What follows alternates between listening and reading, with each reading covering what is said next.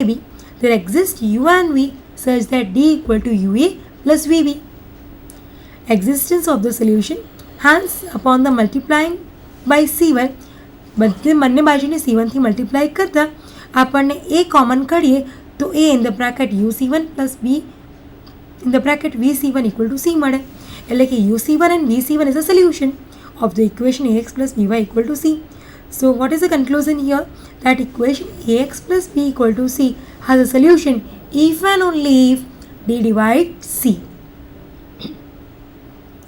So number of solution, આપણે ઘણીવાર આગળ જોયું કે આપણે ઇન્ફાઇનાઇટ નંબર ઓફ સોલ્યુશન મળે છે, ક્યાં તો નો સોલ્યુશન, ક્યાં તો સોલ્યુશન વધારે હોય. તો ઇન્ફાઇનાઇટલી મેની સોલ્યુશન મેળવવા માટે અહીંયા ધારો કે એક સોલ્યુશન છે x0, y0, સમીકરણ ax plus B Y equal to સીનું. તો આપણે બીજાના સોલ્યુશન મેળવવા હોય તો x equal to a0 plus b1t and y equal to y0 minus a1t. હવે આ જ કિંમત એક્સ અને વાયની સમીકરણમાં મૂકીએ અને એને સિમ્પ્લિફાઈ કરીએ તો એનો આન્સર સી મળે છે, જે તમે પડદા પર નિહાળી શકો છો. Since t can be any integer, that's why it deduces our equation. That's why we have a infinitely many solution. કારણ કે t આપણે belongs to z લઈશું એટલે આપણને ઘણા બધા એના સોલ્યુશન મળી શકે. એટલે કે એક થિયરમ જેનો આપણે ઉપયોગ આગળના એક્ઝામ્પલમાં પણ કરીશું કે let a is not equal to 0, b is not equal to 0 and c is integer, then the linear Diophantine equation ax plus by equal to c has a solution if and only if d is equal to gcd of ab divides c, and if particular solution x0 y0, then all the solution are given in the form x equal to x0 plus b by d into t, y equal to y0 minus a by d into t, where t belongs to z. આપણે આનો ઉપયોગ કરીને એક example solve કરીએ. તમે આવું equation જોયું હશે કે 77x plus 42y equal to 35. So first we start with the GCD of 77 and 42. GCD find out કરવા માટે અલ્ગોરિધમ આપણે યુઝ કરીશું યુક્લિડિયન અલ્ગોરિધમ. આપ જાણતા હશો કે આમાંથી ગ્રેટર નંબર લઈ લેવાનો 77, એને ઇક્વલ ટુ 42ના મલ્ટીપ્લાયર પ્લસ રિમાઇન્ડરના ફોર્મેટમાં લખવાનું. હવે આમાંથી 42ને લેવાનો અને રિમાઇન્ડર 35 લઈને એના મલ્ટીપ્લાયર પ્લસ રિમાઇન્ડર ફોર્મમાં લખવાનું. હવે 35ને લઈએ અને 7 into 5 પ્લસ 0. સો લાસ્ટ જે નોન ઝીરો રિમાઇન્ડર આવે ઇટ મીન્સ 7. તો 7 is a GCD of the 77 and 42. તો આપને યુક્લિડિયન અલ્ગોરિધમ સમજાઈ ગયું હશે, જે આપ પડદા પર આસાનીથી નિહાળી શકો છો. આગળ વધીએ તો 7 also divide 35. So linear Diophantine equation we have a 77x plus 42y equal to 37 has integer solution. To find the solution we first reverse the step. હવે આગળના જે સ્ટેપ લીધા તેને ઊંધા લખીએ એટલે કે 7 ઇક્વલ ટુ 42 માઇનસ 35 લખાય, 35ને ફરીથી 77 માઇનસ 42 લખાય એટલે કે 77નો મલ્ટીપ્લાયર થશે -1 અને 42 સાથે આવશે 2. હવે એ ઇક્વેશનને 5 વડે જો મલ્ટીપ્લાય કરી દેવામાં આવે તો -5 into 77 plus 2 into 5 it means 10 into 42 is equal two 35. તો x0ની કિંમત આવી 5 ને y0ની 10. હવે આપણે આગળનો થિયરમ જો યાદ હોય તો એ થિયરમમાં આપણે ઇન્ફાઇનાઇટલી મેની સોલ્યુશન માટે ફોર્મેટ લીધું હતું કે x equal to x0 plus b by d into t and y equal to y0 minus a by d is into t. તો આ જ કિંમતો ફરીથી એમાં મૂકી દઈએ તો પડદા પર નિહાળીએ x equal to -5 plus 42 upon 7 into t, so it's a -5 plus 60 and y is equal to 10 minus 77 by 7t. So it is 10 minus 11t, where t belongs to z. So they are the infinitely many solution. હવે આગળ Pythagoras જેણે ઘણી બધી ડાયોફન્ટાઇન equation વિશે વાતો કરી હતી તેના માટે આપણને વધુ માહિતી ડૉક્ટર ડી.વી. શાહ સર જણાવશે. પાયથાગોરસ એનું નામ પાયથાગોરસ પડ્યું હતું કેમ કે પાયથિયન લોકોએ એના જન્મ વિશેનો પ્રિડિક્શન કર્યું હતું અને એનો જન્મનો ગાળો હતો 580 થી 500 BC. અને એ પાયથાગોરસ થિયરમ આપણે જે જાણીએ છીએ એ નામથી ફેમસ થઈ ગયા છે અને એને નંબર થિયરીના સંખ્યાઓના ફાધર તરીકે પણ ઘણીવાર ઓળખાય છે. પાયથાગોરસ અને એના વિદ્યાર્થીઓ એવું માનતા હતા કે everything in the world is related to maths. અને ગણિત દ્વારા દરેક વસ્તુને પ્રિડિક્ટ કરી શકાય છે, દરેક વસ્તુને મેઝર કરી શકાય છે અને દુનિયાની દરેક વસ્તુ એક પેટર્ન, એક સાયકલમાં જ હોય છે એવું પાયથાગોરસ માનતો હતો. પાયથાગોરસે દુનિયાની વાસ્તવિક વસ્તુઓ વચ્ચે અને સંખ્યાઓ વચ્ચેનું કોઈ કનેક્શન છે એવું માનતા હતા.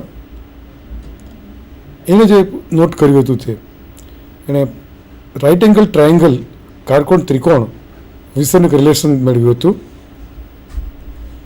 અને એવું એને નોંધ્યું હતું કે in a right angle triangle a square built upon the hypotenuse is equal to the sum of the squares built upon the other two sides. એટલે જે કાટકોણ ત્રિકોણ દેખાય છે તો આ રીતના ત્રિકોણ ચોરસ આપણે ગોઠવી શકીએ છીએ અને સિમ્બોલથી આપણે જો દર્શાવીએ ને તો એના કહેવા મુજબ X square plus Y square equal to Z square થવું જોઈએ.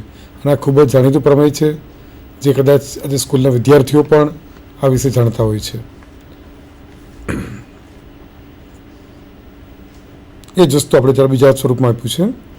In the right angle triangle the square of length of hypotenuse is equal to sum of square of length of the legs.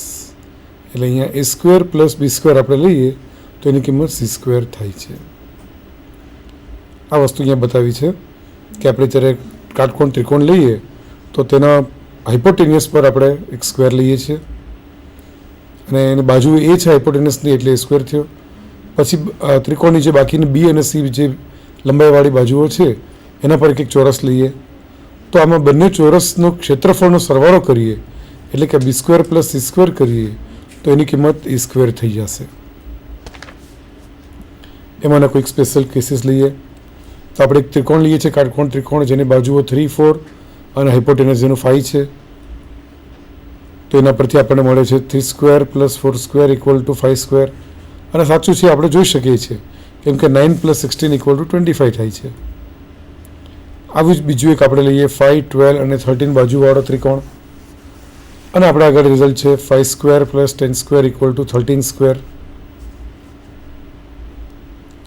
આવું જ એક 7, 24 અને 25 એટલે કે 7, 24 અને 25 આ ત્રણનું એક આપણે ટ્રિપલેટ છે કે જે 7 square plus 24 square equal to 25 square આપે છે. એટલે આજે A square plus B square equal to C square જેવું થતું હોય તો એનો ઉકેલ એટલે કે જે ટ્રિપલ છે એને આ રીતે એ બી સી તરીકે લખાય છે અને એવું કહેવાય છે કે આ એ બી સી જે ટ્રિપલ છે તે પાયથાગોરસના સમીકરણનો ઉકેલ છે એવું કહેવાય. અને જેમાં એક જાણીતું ઉદાહરણ જે હમણાં જ આપણે જોયું હતું એટલે એમાં એક ટ્રિપલ 3, 4, 5 આપણે લઈ શકીએ. હવે આપણે એક વસ્તુ નોંધીએ કે જો એ બી સી એક પાયથાગોરિયન ટ્રિપલ હોય અને તો દરેક સંખ્યાને આપણે કે વડે ગુણીએ, જ્યાં કે કોઈ શૂન્ય ન હોય તેવું પૂર્ણાંક સંખ્યા છે અથવા તો આપણે કહીએ કે ધન પૂર્ણાંક સંખ્યા છે તો કે એ, કે બી અને કે સી લઈએ તો તે પણ પાયથાગોરિયન ટ્રિપલ જ બને છે. પણ હા, એબીસીમાં ત્રણેયમાંથી જો કંઈ જ કોમન ન હોય તો એ જે ટ્રિપલ હશે તેને પ્રિમિટિવ પાયથાગોરિયન ટ્રિપલ કહેશું. જેમ કે આપણે હમણાં 3, 4, 5ની વાત કરી તો એ 3, 4, 5 છે એ પ્રિમિટિવ પાયથાગોરિયન ટ્રિપલ છે. પણ આ દરેક સંખ્યાને 2 વડે ગુણો કે 3 વડે ગુણો કે 4 વડે ગુણીએ તો જે બીજી ટ્રિપલ મળે છે 6, 8, 10, 9, 12, 15 વગેરે એ બધા પ્રિમિટિવ ટ્રિપલ નથી, ફક્ત 3, 4 અને 5 જ પ્રિમિટિવ ટ્રિપલ છે.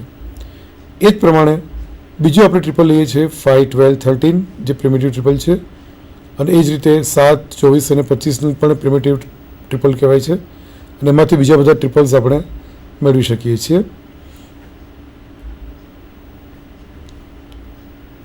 અહીંયા જરા બતાવ્યું છે કે આપણે A square plus B square equal to C square એ પ્રિમિટિવ ટ્રિપલ હોય એટલે કે એ આખા સમીકરણને આપણે એન સ્ક્વેર વડે ગુણીએ તો આપણે કંઈક આવું મળે AN² plus BN² equal to CN² એટલે કે AN, BN અને CN એ પણ પાયથાગોરિયન ટ્રિપલ જ બને છે.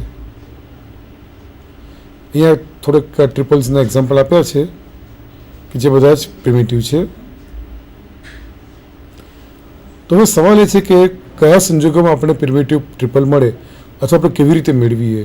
તો એના માટેનું પાયથાગોરસનું બહુ જ જાણીતું પ્રમેય છે કે જે પ્રમેય પડદા પર બતાવ્યું છે કે all the solutions of Pythagorean equation x² + y² = z². જ્યાં x ને y ને z કેવા છે તે માટે વાત કરી છે. Satisfying the conditions GCD of x, y and z = 1, એટલે કે x, y અને z માં કંઈ કોમન નથી. 2 ડિવાઇડ્સ x, એટલે કે x સમ સંખ્યા છે. x × y × z is greater than 0, એટલે કે 3 x, y અને z 3 શૂન્ય નથી પણ શૂન્યથી મોટી પૂર્ણાંક સંખ્યા છે. તો આ x, y, z આ પ્રકારના લઈએ અને જો x² + y² = z² થતું હોય તો x, y અને z માટેની ફોર્મ્યુલા કઈ છે તો તે અહીંયા બતાવ્યું છે. જેમ કે x = 2st, y = a² - t² અને z = a² + t² લઈ શકાય. જ્યાં s અને t કેવા લેવાના છે તે વિશે પણ આપણે વાત કરીએ. s અને t પૂર્ણાંક સંખ્યા છે, ધન પૂર્ણાંક સંખ્યા છે અને s એ t કરતાં મોટો ધન પૂર્ણાંક સંખ્યા છે. પછી જીસીડી ઓફ s અને t 1, એટલે કે s અને t માં કંઈ જ કોમન નથી અને s નોટ કોંગ્રુઅન્ટ ટુ t મોડ્યુલો 2, એટલે કે જો s સમ સંખ્યા લઈએ તો t આપણે વિષમ સંખ્યા લેવાની અને એથી ઉલટું s વિષમ સંખ્યા હોય તો t સમ સંખ્યા લેવી જોઈએ. એ રીતના આપણે s ને t લેવાના. એટલે આ શરતમાં બતાવ્યા પ્રમાણે s અને t લઈએ તો તેના પરથી આપણે જે x, y ને z મળે એ હંમેશા પ્રિમિટિવ પાયથાગોરિયન ટ્રિપલ જ મળે એવું કહે છે. યુક્લિડે કંઈ પોતાની રીત આપી હતી પાયથાગોરિયન ટ્રિપલ મેળવવાની રીત. એ રીતે હવે ફિબોનાકી સંખ્યાઓ જે કહેવાય છે તેના ઉપયોગથી પણ પાયથાગોરિયન ટ્રિપલ આપણે મેળવી શકીએ છીએ. તમે જોશો બીજા અને ત્રીજા સ્તંભમાં જે બ્લુ કલરથી દેખાય છે એ આપણે કન્ઝિક્યુટિવ ફિબોનાકી સંખ્યાઓ લઈએ 2, 1, 3 ને 2 કે પછી 5 અને 3 વગેરે એ રીતે m અને nની કિંમતો લઈએ તો એની કિંમત m² - n², બીની કિંમત 2mn અને સીની કિંમત m² + n² લેતા આ પ્રમાણેની કિંમતો મળે છે. 3, 4, 5, 5, 12, 13, 16, 30, 34 વગેરે અને આ બધા જ પ્રિમિટિવ પાયથાગોરિયન ટ્રિપલ્સ છે. અહીં ઘણા બધા પાયથાગોરિયન ટ્રિપલ્સના કેવા બતાવેલા છે આ પડદા પર નિહાળી શકો છો.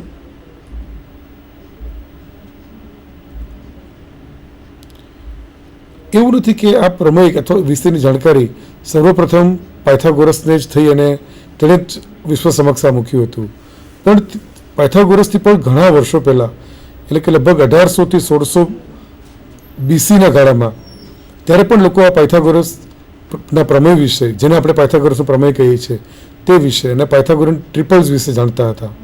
અને તે માહિતી આપણે એક આ શિલાલેખમાં જોવા મળે છે કે જેનું નામ પ્લિમ્પ્ટન 233 રાખવામાં આવ્યું છે. એની અંદર આ પાયથાગોરિયન ટ્રિપલનું ટેબલ આપેલું છે અને જેની અંદર 4601, 4800 અને 6649 આ એક પ્રિમિટિવ પાયથાગોરિયન ટ્રિપલ છે. તો તે પણ આ શિલાલેખમાં સમાવવામાં આવ્યો છે. એટલે આપણને ખ્યાલ આવે છે કે આપણા પૂર્વજો પણ કે જે આજથી લગભગ 4000 વર્ષ પહેલાંની વાત છે તે લોકો પણ આ વિષયનું જ્ઞાન ધરાવતા હતા. આવો જ એક બીજો શિલાલેખ જોવામાં આવ્યો છે બેબીલોનિયન્સના સમયના ગાળામાં, જે પાયથાગોરસથી પણ ઘણા વર્ષો પહેલાં તે લોકો પણ આ વિષય જાણતા હતા અને તે લોકોએ બેબીલોનિયન વખતના ગાળામાં આના વિશેની આકૃતિઓ પણ પથ્થરો પર દોરી હતી કે જે આ પડદા પર આપ જોઈ શકો છો. અને ફક્ત એટલું જ નહીં પણ આપણા પુરાણોમાં અને ખાસ તો બુદ્ધાયન સુલ્વ જે સૂત્ર કહેવાય છે જે લગભગ 800 BC ગાળામાં લખાયા છે ત્યારે પણ આ વિષયની જાણકારી હતી ને આ વિષયનું બધું લખવામાં આવ્યું હતું આ સૂત્રોમાં. તો એ આપણે આકૃતિ સહિત તમે જોઈ શકો છો જમણી બાજુ નીચેની સાઈડ પર. હવે આ પ્રમેયની સાબિતી કેવી રીતે મળે? આમ તો એ સાબિતી ટેકનિકલી આપણે હમણાં નથી જોવી, પણ ફક્ત આકૃતિથી એ સાબિતી કેવી રીતે બતાવાય તે આપણે વિચારીએ. આપણે એક ચોરસ લઈએ અને એની અંદર આપણે એક ચોરસ બીજો બનાવીએ. વચ્ચેના ચોરસને કંઈ ન કરીએ પણ બહારની જે 4 ત્રિકોણો જે છે તેને આપણે બ્લુ કલરથી બતાવ્યા છે. હવે એની બાજુઓ A અને B પ્રમાણે લઈએ અને જે કાટકોણ ત્રિકોણ જેવું દેખાય છે તો તેનું હાઇપોટેનસને આપણે સી વડે દર્શાવીએ. તો તમે જોઈ શકો છો કે આ 4 ત્રિકોણો જે બને છે એ 4 એક બાજુ એ છે, બીજી બાજુ બી છે, અને ખાસ તો જેનો હાઇપોટેનસ છે તે સી જેટલું આવે છે. એટલે આ વચ્ચેનું જે પોર્શન થયો ચોરસ એનું ક્ષેત્રફળ સી સ્ક્વેર થયું. આપણે ખાસ નોંધીએ, આનો આપણે આગળ ઉપયોગ કરીશું. યલો રિજન જે છે તે સી સ્ક્વેર છે. હવે આ જે 4 ત્રિકોણો છે બ્લુ કલરના, એમાંથી એક પછી એક ત્રિકોણને આપણે સાઈડમાં લઈ લઈએ. જેમ કે પહેલો ટુકડો સાઈડમાં લીધો, એ પ્રમાણે આ જે બીજો ટુકડો છે તેને પણ સાઈડમાં લઈ ગયા, આ ત્રીજો ટુકડાને સાઈડમાં લઈને મૂક્યો, અને ચોથા ટુકડાને પણ સાઈડમાં લઈને મૂકી દીધો. એટલે આપણે આગળ વચ્ચે જે પીળા કલરનું જે ચોરસનો ભાગ છે જેનું ક્ષેત્રફળ સી સ્ક્વેર છે તે જ બચે છે, એને આપણે અત્યારે સાઈડમાં કંઈક મૂકી દઈએ. હવે આપણે જે 4 ત્રિકોણ બહાર કાઢ્યા છે એને એક પછી એક આપણે આ ચોરસમાં વ્યવસ્થિત રીતે ગોઠવતા જઈએ આકૃતિમાં બતાવ્યા પ્રમાણે.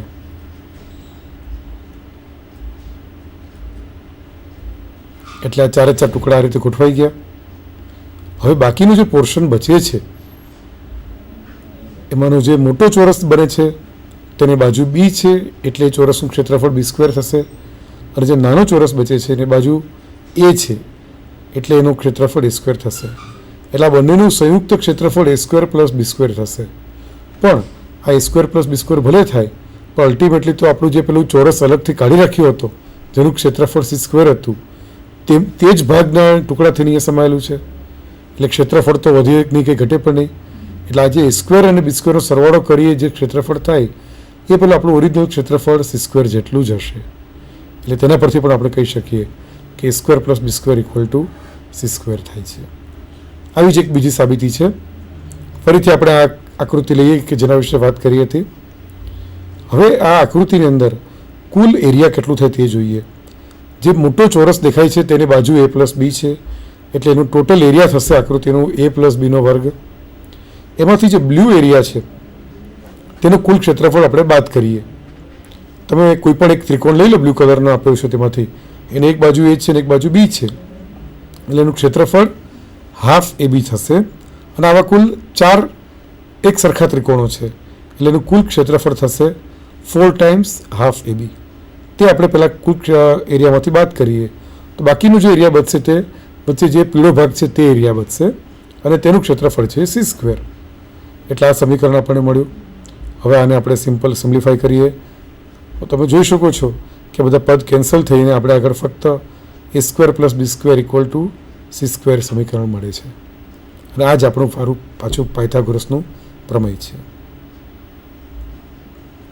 ત્રીજું એક બહુ સુંદર સાબિતી છે. આપણે આ રીતના ચોરસ લઈએ છીએ, કાટકોણ ત્રિકોણ લઈએ છીએ, અને સૌથી જે મોટો ચોરસ જે ઉપરની સાઈડ પર જે આવેલો છે એની બે બાજુઓને સમાંતર બાજુ રાખીને આપણે બે રેખા લઈએ છીએ, અને આ જે બીજો જે ચોરસ છે નીચેની સાઈડનો એને આપણે આ રીતે કાપીએ છીએ. એટલે આપણને હવે આ રીતે આકૃતિમાં તમે જોઈ શકો છો એ પ્રમાણે આપણે 4 એક સરખા ક્વોડ્રિલેટરલ મળે છે, 4 કોંગ્રુઅન્ટ ક્વોડ્રિલેટરલ્સ મળે છે. હવે આ 4 ક્વોડ્રિલેટરલ પ્લસ આ જે નાનકડો જે બીજો ચોરસ છે તે એનું જે ક્ષેત્રફળ એ 4 લઈને તમે જુઓ કે પેલું મોટો જે ચોરસ છે તેમાં આપણે કેવી રીતે ગોઠવી શકીએ છીએ. આ 4 ક્વોડ્રિલેટરલ અને વચ્ચેની સાઈડ પર પેલા ચોરસનું ક્ષેત્રફળ, એટલે આ બંને ક્ષેત્રફળ એ પહેલાં મોટા ચોરસના ક્ષેત્રફળને ભરી દે છે. એટલે આમ આના પરથી પણ આપણે કહી શકીએ કે A square plus B square equal to C square થાય. એટલે આ એક બહુ સુંદર ડાયાફન્ટાઇન ઇક્વેશન વિશેની વાત કરી. બીજા એક ડાયાફન્ટાઇન ઇક્વેશન વિશેની વાત કરવી છે તો કે જે જ્હોન પેલ નામના ગણિતશાસ્ત્રી આપ્યું હતું.